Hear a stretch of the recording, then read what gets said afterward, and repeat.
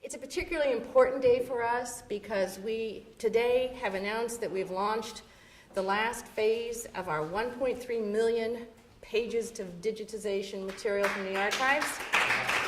And it's really a treat to be here and announce that from the University of Michigan.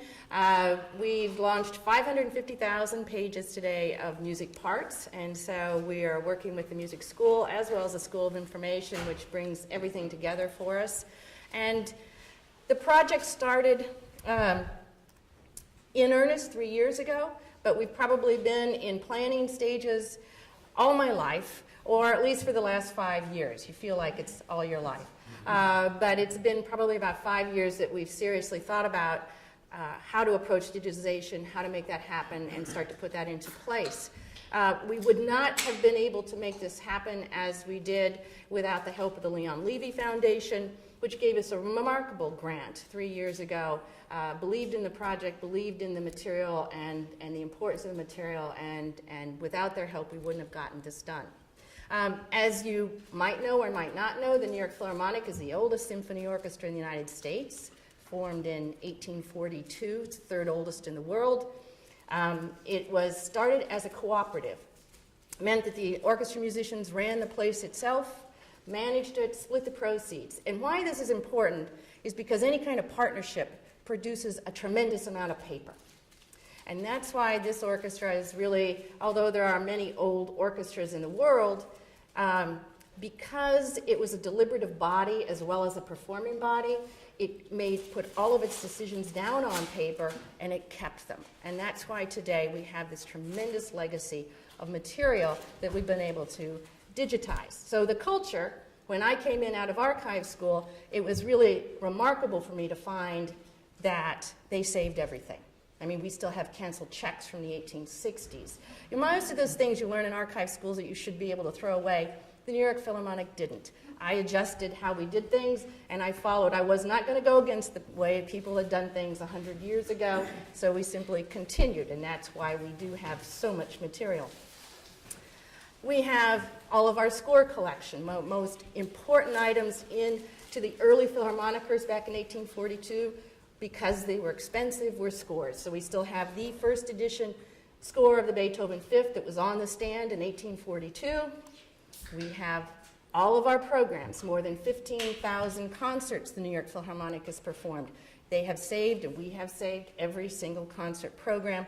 This is December 7th, 1842. You'll see the first work is that Beethoven Fifth. It's the first concert. They produced in their first year an annual report. We still produce those annual reports. So we have over 170 years of documenting every finance piece of paper, every paper we bought, every penny spent, and you can see in these documents going back, there's a tremendous amount of information about how much musicians were actually paid versus how many subscribers we have. And so you probably think, well, that's uneventful, really, that you have an unexceptional that you know what was played and who played it and where it was played. But the other side of this is the Philharmonic started to keep track of who was listening. These are the listed subscribers from season 1, season 2, season 3. And we have then a list pretty much of exactly who the audience was throughout our entire history. There are gaps, of course. Things go missing in that. But it's a remarkable, incredibly complex set of synchronized material. Not just about who was on stage and what was happening, but also then about the other side of who was listening. And then, of course, there's the newspaper reviews and all of that of what the critics thought of all of this. The collections, we organize the collections into these kind of categories: scores and parts, printed programs, images, business folders.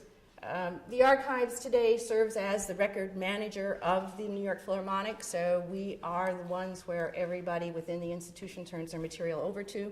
And then, of course, audio and video. Our cataloging systems began back in the 1980s when I arrived. I have the honor of having the first PC at the New York Philharmonic in the 80s. We had a big mainframe computer, System 36, but I had the first PC, and that was what we started to create our databases on, our electronic records of cataloging, and that We use today a very robust system for capturing the performance history of the Philharmonic. Every concert back to 1842 is on there. As you can see, this is a performance history of Beethoven's Fifth Symphony. There's the first performance then on that list, and then here's the one that was just done a few weeks ago, so that we can go and see every single performance of that Beethoven Fifth, and then there's also ways for it to branch out and see what the other works were on the program or who the other performers were. But this is the kind of database we've been living with now since the 1980s. We have a library catalog that controls all of the printed music, and it's also used by the librarian to keep track of any music that comes in, and in fact, he's the one who started entering all the material. I'd like to say that these systems here are not specific for the archives. They are integrated to the full operation of the New York Philharmonic. So the performance history of that concert that happened 2 weeks ago is entered first in the Artistic Administration Office, who created that program. The librarian then enters in the scores that he needs and uses that to create reports for his rental contracts or whatever he may need for the library. The orchestra personnel manager uses that same data to hire extra musicians if he needs. And then even the scheduling the piano tuning, if that's required, comes from that database. So it's very important that the archives, and then this helps integrate the archives into the entire organization. But it also keeps us current. It's not just about the past. Our cataloging system for business records. We started using DB Text or InMagic, which many of you might know. We started using it in the 1980s. We still use it today. We're probably going to transition out of that in the next couple of years, but it's served us well. We organize everything on the traditional archival hierarchy of record group, series, sub-series, folder name. Being an institutional archives versus a library special collections means that we are really concerned about documenting how the creator has kept and how they call a certain item. So we don't use standard forms of metadata. We use metadata that is particular to the New York Philharmonic because it also informs us about what that person was thinking, how they called themselves.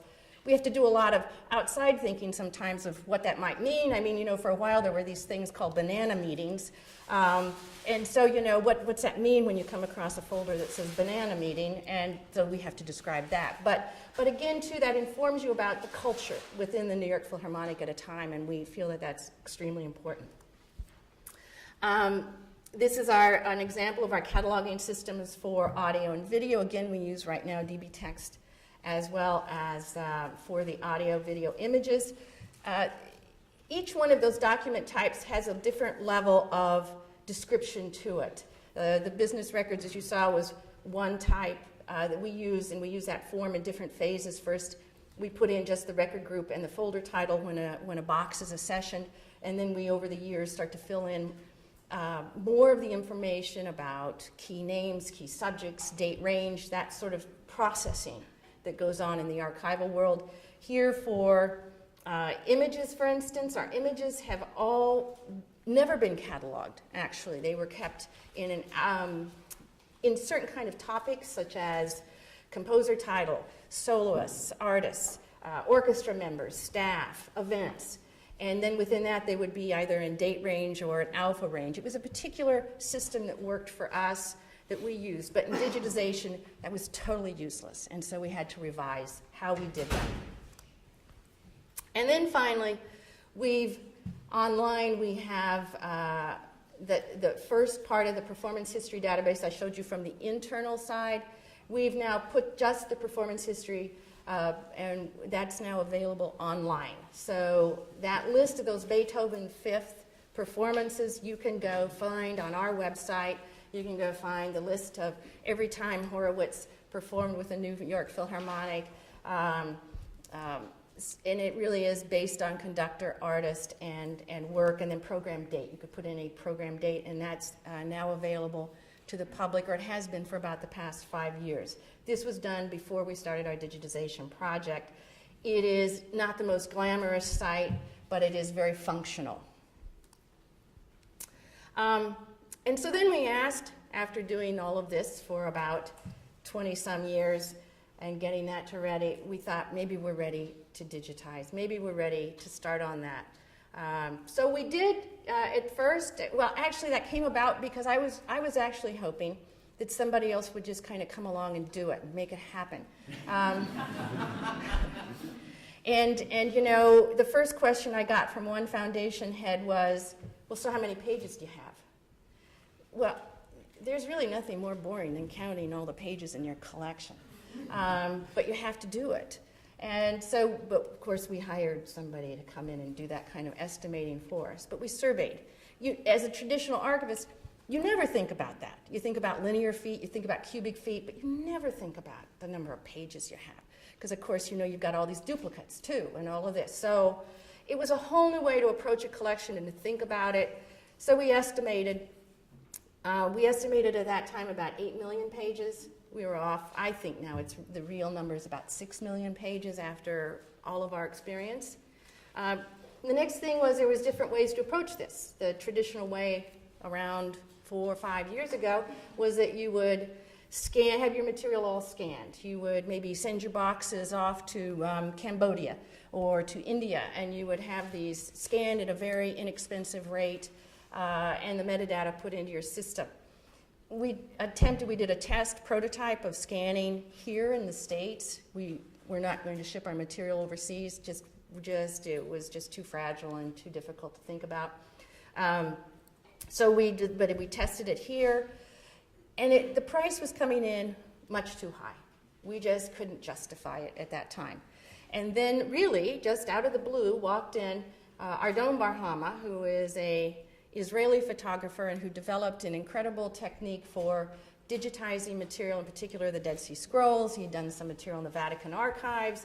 He's worked at the Bodleian. And he said, I can do 2,000 pages a day per camera. I immediately said, no, you can't.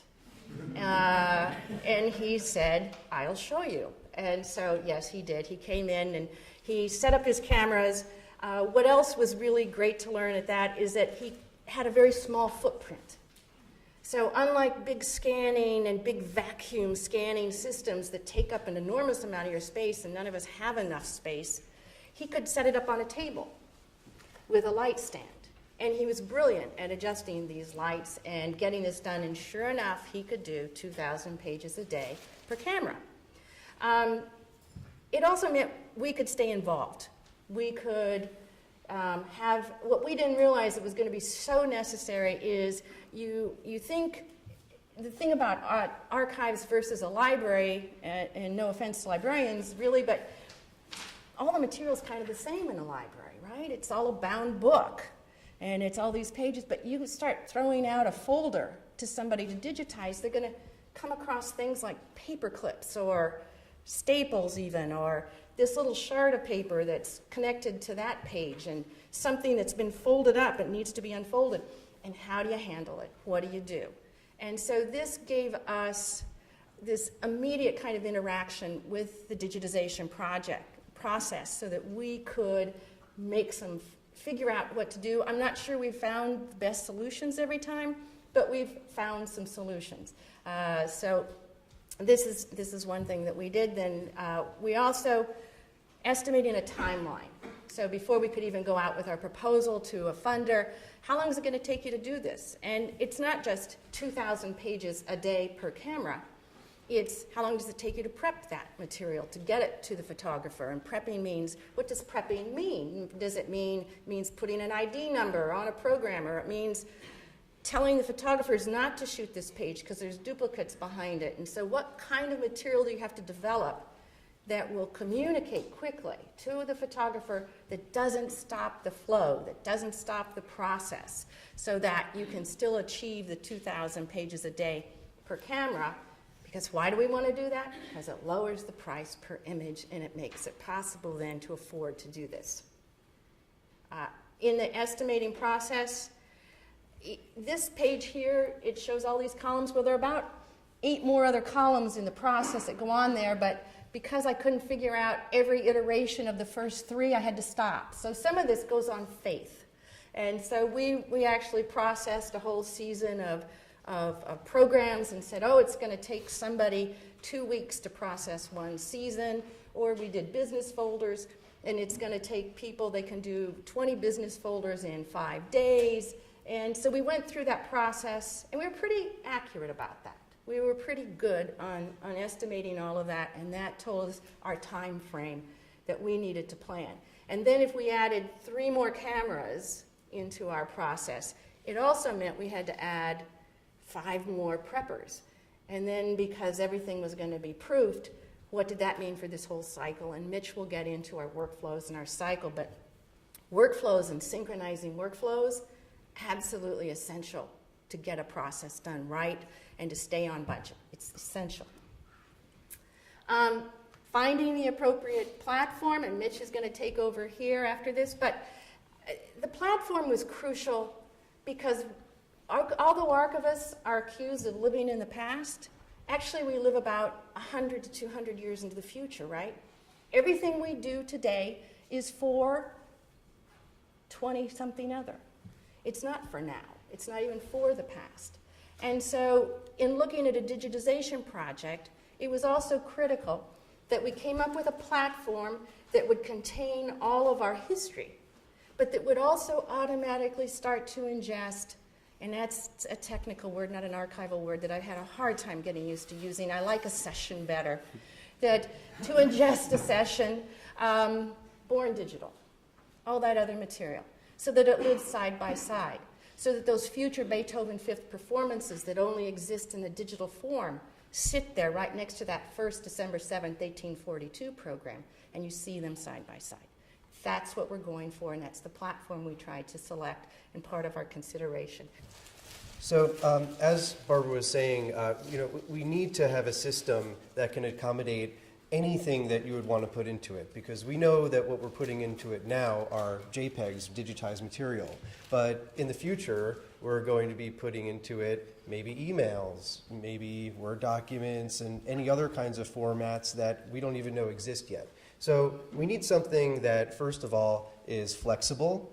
We need something that's scalable, because we already have about 10 million items in our repository. And that's because, well, we have 1.3 million pages, but each page has to be converted into about 7 different sizes for zooming in our viewer. So these are all things that you have to consider when choosing a system. How do we get something that's durable, that we have control over into the future? And so some of the questions that we asked were, okay, do we go open source or proprietary systems? A question that everyone asks when we're starting to look at software systems in all different applications and libraries and archives. We chose to go with a commercial open source product that gives us flexibility and control. Flexibility because any customizations that we make in our system, we have the ability to move around to different vendors as long as they know Java, which is really what Alfresco is built in. So we can have lots of different people or even internal resources building customizations, building out our product, and that allows us to be able to ensure that the system can be used far into the future. Also, scalability, like I said, we're now storing 10 million items in the system, but, many years from now, it could grow to 50 million, 100 million, and we have to have a system that can keep scaling and scaling and scaling. Another thing I wanted to mention is Alfresco versus Fedora, because this is a question that we get a lot, and it's one that we wrestled with when we were choosing a system. Alfresco, which is the system that we use, has a very particular kind of community of developers behind it. It is commercial open source, so we do pay a license for the enterprise version, though you can download a free community version and install it on your own computer and try it out. Fedora is a similar kind of system whereas you can put anything you want into it and get anything you want out of it. But the community is a little bit different because it's controlled by a nonprofit. The community of developers is a little bit more sparse, and normally it's being used by large universities. We wanted something that we could use in an institution of our size, that we could develop with appropriate speed, that we wanted to move the project along. So, Barbara, do you want to talk a little bit about how we divided the collection? The question that always it came up, too, so you've got 170 some years, you've got, what we estimated then 8 million pages. Where do you start? Being a 19th century historian, I, of course, wanted to start in 1842. But we called together a panel of scholars, musicians, journalists, librarians, and had a roundtable discussion about kind of eras, and they all thought about this in such a way, and they actually were very convincing about the importance of the post-World War II era. And there were a couple of considerations. One, there was very little source material available for post-World War II New York, so it would make an impact. It was the time period of where we had a lot of audio. It was when video was first starting, so we would have some examples of that to test and to see. We didn't expect to do all the audio and video, but we knew that we wanted to test that to see how it would work with our paper, because that is where we're going to obviously be going. So we defined these areas. The founding era is 1842 to 1908, which is the cooperative era. Then the modern era, when Gustav Mahler comes, is 1909 to 1942. And then 1943, that's Leonard Bernstein's debut.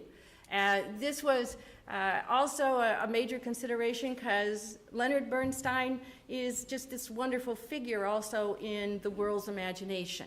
And we thought it would give people an immediate sense of access and identification with it as well. So that's why we have started with 1943 to 1970.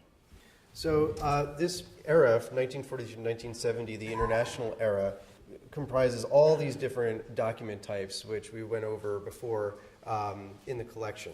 We have 1,750 marked scores, 16,000 music parts, 3,200 programs in this era alone, 9,000 business record folders. I think around 3,400 are online at this time, 12,000 photographs, photographic prints, as opposed to the 4,200 glass lantern slides, which were used in the first Young People's concerts, originally by Ernest Schelling.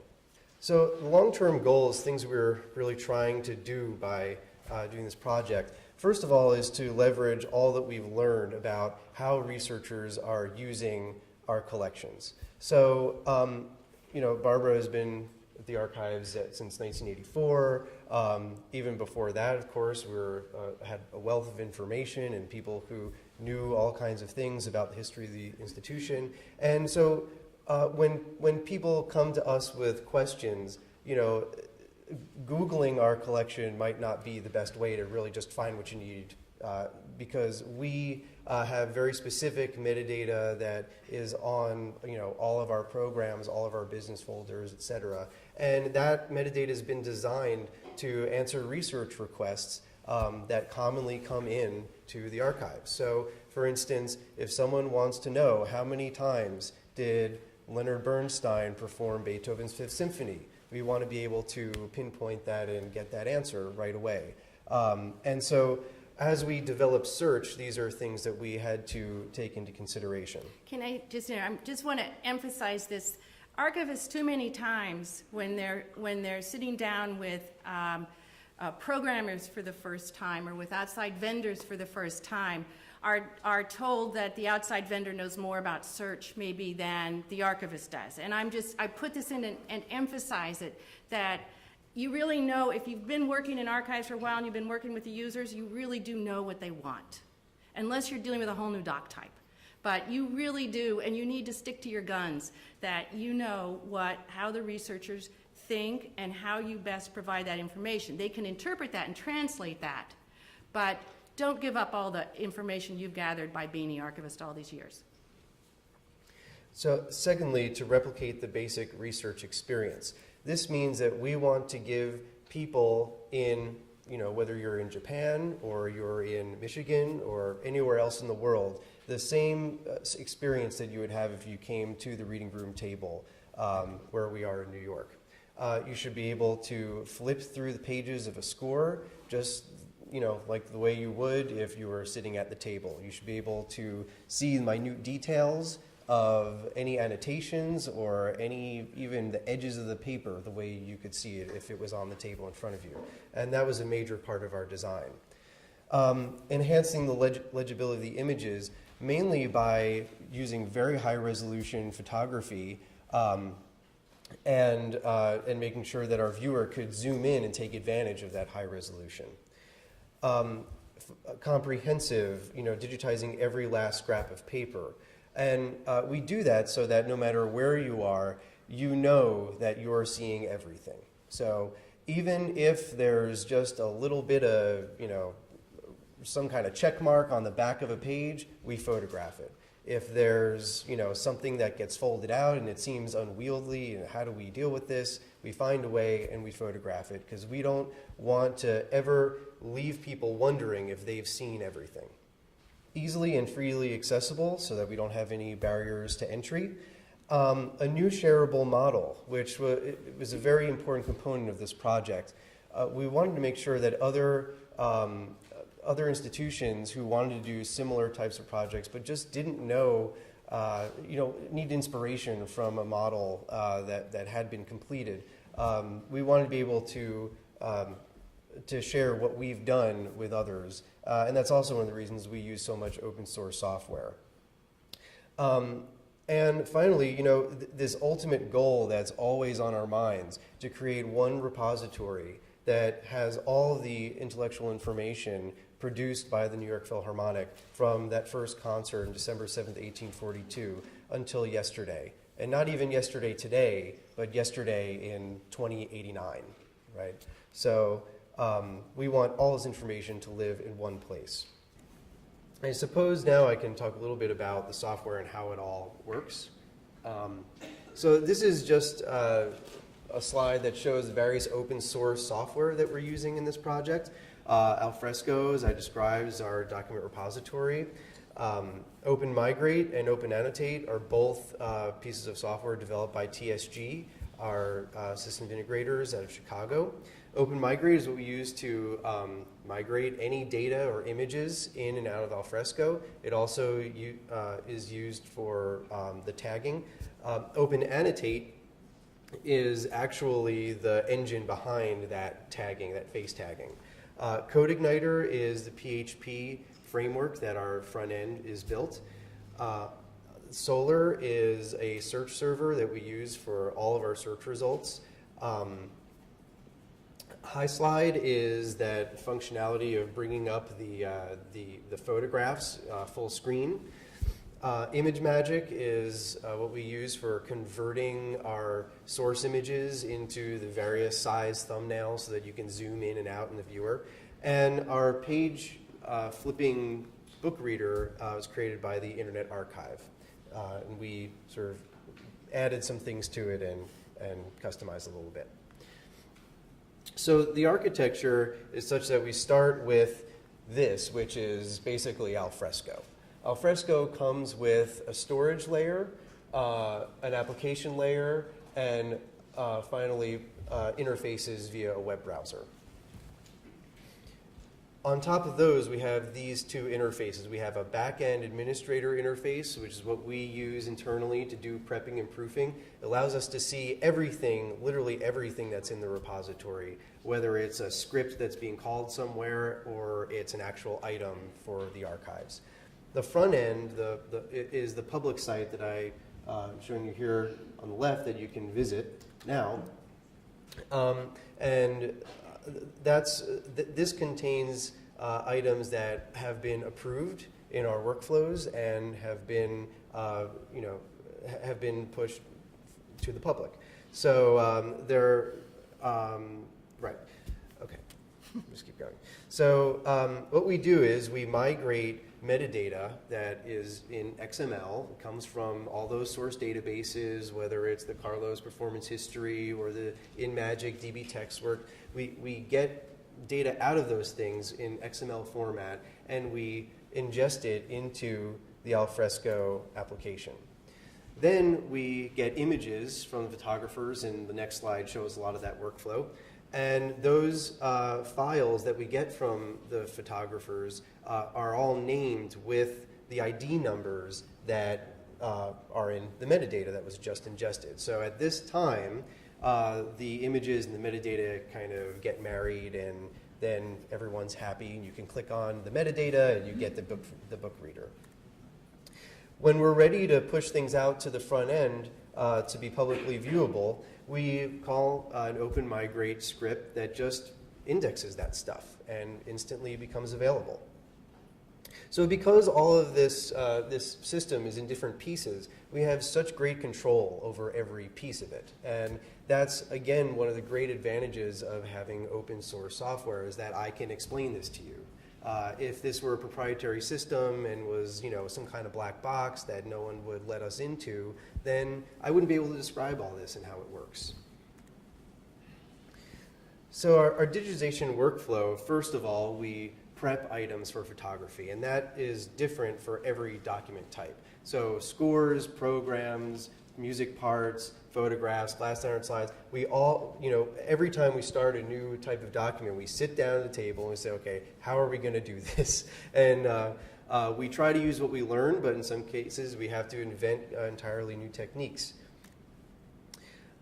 We shoot in RAW with high-resolution digital cameras that are available at any electronic store, photography store. You can see a photo of our setup here.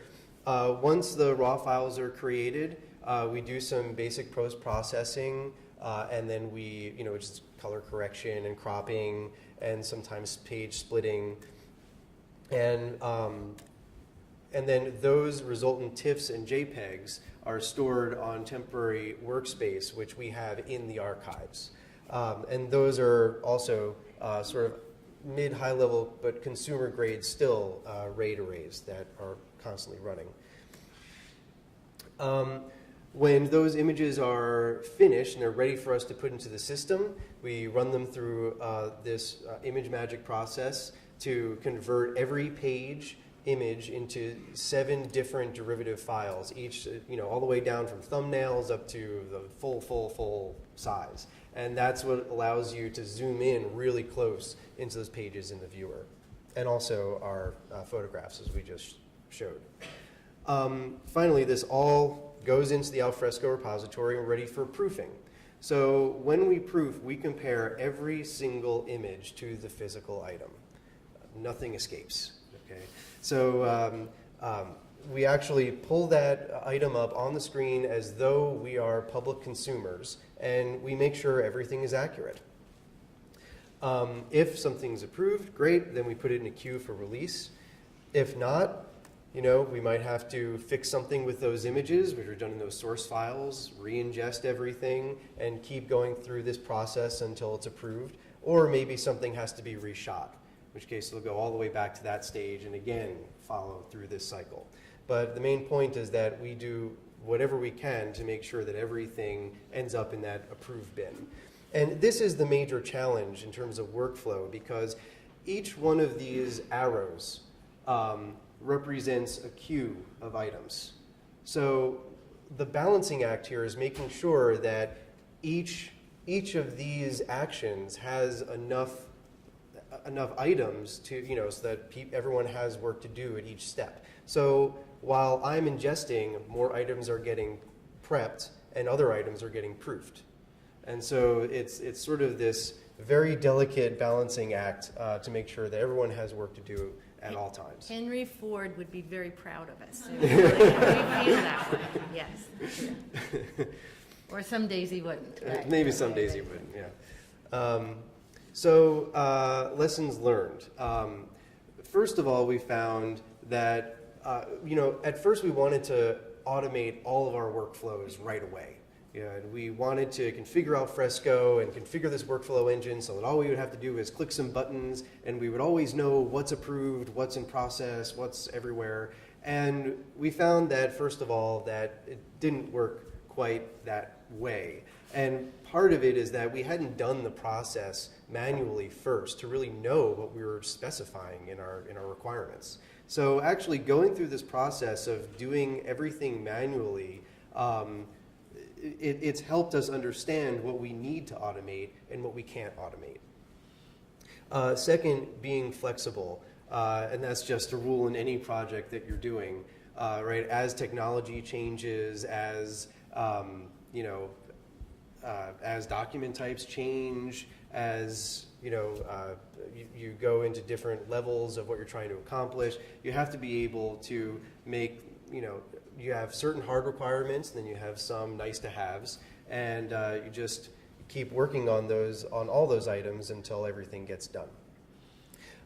One viewer does not fit all is a great point, because we started out thinking that the Internet Archive book reader would be able to display everything that we wanted to display, and we found that it wouldn't work with photographs the way we wanted it to. So we kept having to come up with new visions of what we wanted the screen to display when you clicked on something.